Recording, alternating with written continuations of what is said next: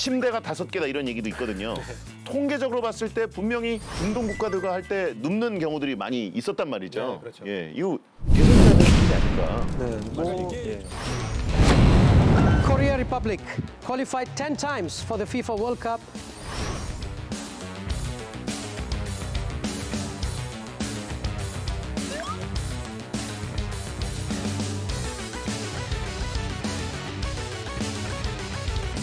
이제 도쿄올림픽 끝난 다음에 좀 허하다는 분들이 많은데 이제 9월 2일에 카타르 월드컵 최종 예선 첫 경기가 열려서 좀 반가우실 것 같습니다. 자, 메인 해설자 이동욱 해설위원이 생각하는 이번 최종 예선 제1의 관전 포인트는 뭡니까? 일단은 제가 생각했을 때 저희가 지금 10회 연속 월드컵을 노리고 있잖아요. 그렇죠. 이번에 진출해야 됩니다. 해야죠. 왜 진출을 해야 되냐면 지금까지 우리 선배님들이 그걸 다 이뤄왔는데 만약 이번에서 만약 떨어지면 40년을 또 기다려야 돼. 40년이 40주전이 되려면. 왜 이렇게 부담을 주는 거예요, 후배들한테?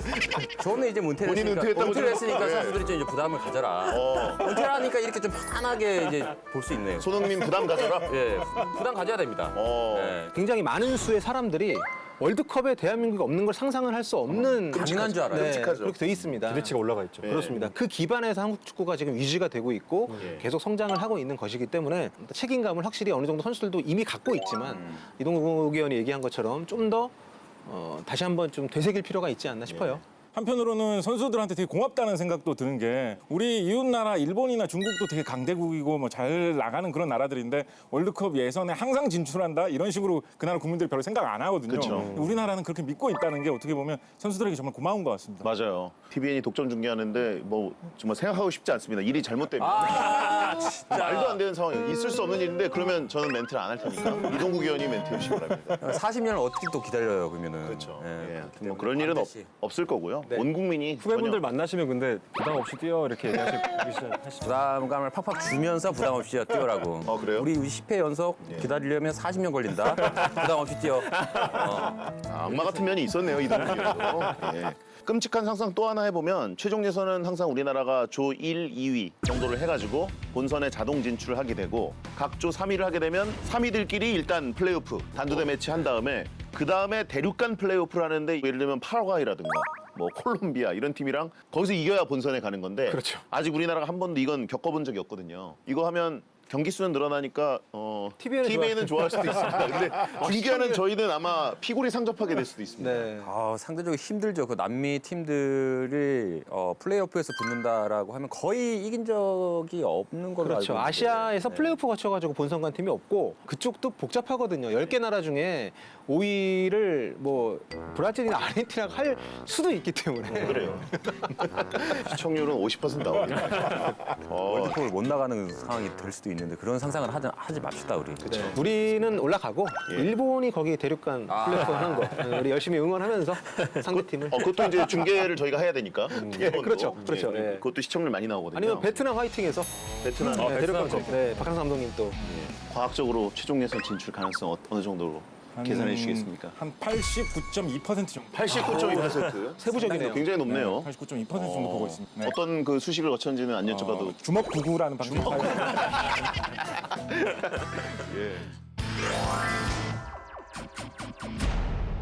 자, 그러면 이제 슬슬 A조 전력 분석을 한번 해보고 싶은데 이란을 포함해서 중동 국가들, 물론 이란은 또 중동이 아니라 페르시아다 이렇게 네. 얘기를 하시는데 중동 국가들이 모두 들어왔습니다. 그래서 침대가 5개다 이런 얘기도 있거든요.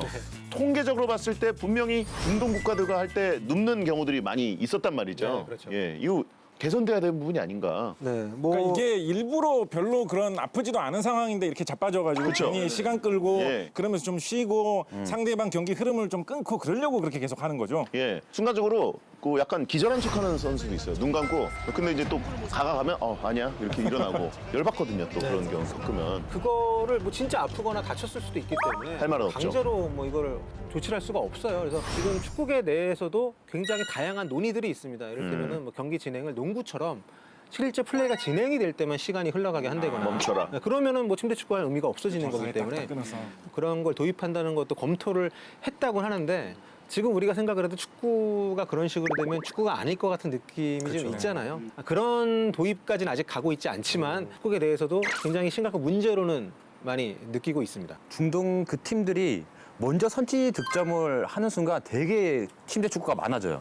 그렇기 때문에 우리나라는 절대 먼저 실점을 하면 안 된다라는 그런 생각을 머릿속에 처음부터 끝까지 가지고 있어야 될 것 같고. 부담감 주시는 거. 네. 모든 경기가 다 그렇지만 진짜 중동 팀들하고 할 중국 때는 팀들은 리그 축구에서도 그게 완전 이 심리적으로 전술적으로 이제 문화구나. 문화처럼 당연히 누워 그래야 있고 된다고 생각을 선수들이 합니다. 가장 잘 알아요. 와서 이렇게 했는데 얘가 누워서 저 정도로 있어야 될지 안 있어야 될지 선수들이 가장 잘 알거든요. 파울 한 사람이. 근데 그 선수들까지도 누워 있는 거에 대해서 별로 타치를 안 하는 중국 축구들은. 얘 이 바닥이 이렇지 약간 이런 느낌으로. 그냥 이런 축구에 너무 익숙해져 버린 그런 팬들도 그렇고. 중동이란 나라의 사회문화적인 특징이 아프면 아픈 티를 다 내야 된다. 그래서 뭐라도 내가 얻어내야 된다라는 게 사회 전반적인 문화라고 해요. 중동의 사회 문화. 그러니까 이제 아라비안 상인이라고 하는 말이 있는 것처럼 그러니까 모든 것이 내 이윤 추구가 최종 목표인 거죠. 그래서 그 과정에서 뭔가 멋이 없거나 뭔가 예의가 아니거나 이런 것들은 그래도 결과가 좋으면 됐지로 많은 게 커버가 되는 문화를 갖고 있기 때문에 특히 우리나라 사람들은 그런 문화를 보고 있을 때 답답하고 이해가 안 가고 더 흥분이 되는 거죠, 우리는. 그래서 그들의 문화를 있는 그대로 이해를 하고 그러려니가 필요한 거죠. 그러려니. 저쪽 선수들은 원래 저렇다 약간 이런 느낌으로. 그러니까 우리가 아픈 사람한테 욕 안 하잖아요. 쟤는 아프니까 이렇게 생각하잖아요. 그러니까 그런 마인드가 좀 필요한 거죠. 근데 경기장에서 뛰면 그렇게 생각이 안 들어요. 시간은 가고 있지. 우리가 만약에 지고 있다. 그러면은 너무 막 화가 이까지 치밀어 올라서 들 것이 들어오면 우리가 막 도와줘. 빨리 들어가지고 넣고 빨리 나갈 수 있게끔. 얘가 빨리 나가야지 또 진행이 되니까. 공 다툼을 벌이는 과정에서 테이무리안이 넘어졌는데요. 지금 일어나지 않고 약간 시간을 끌기 때문에 야유가 나왔습니다.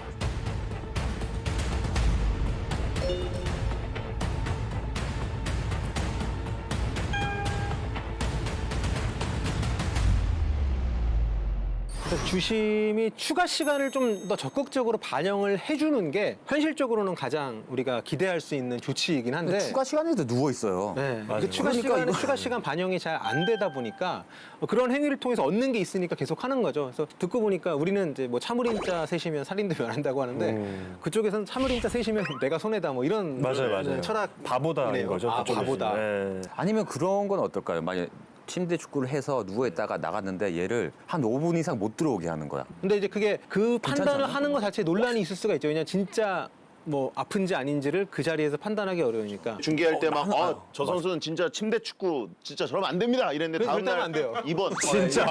골절 엑스레이 공개 뭐 이러면 저희 나쁜 놈 되는 거거든요. 그렇군요. 아무리 다른 나라 선수 정말 다쳤어요. 아니 저는 지금 선수로서 내가 찼을 때 분명히 얘가 느낌이. 안 아픈 줄 알거든. 그렇기 때문에 그런 거를 이제 생각을 해봤는데 심판의 입장으로서는 얘가 진짜 뭐, 아플 수 모르는 멀리서 봤으니까 진짜 아플 수도 있다라는 그런 것 때문에 그럴 수도 있다. 그러니까 의학적으로 통증이란 게 워낙 주관적이라서 그런 것 같아요.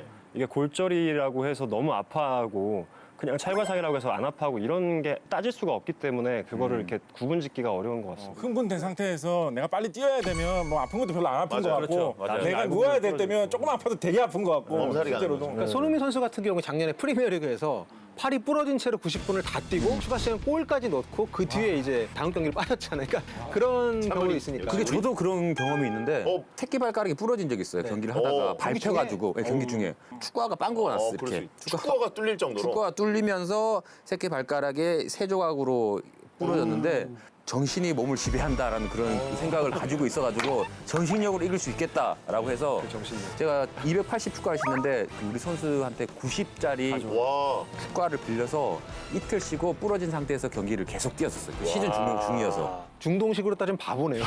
그렇죠.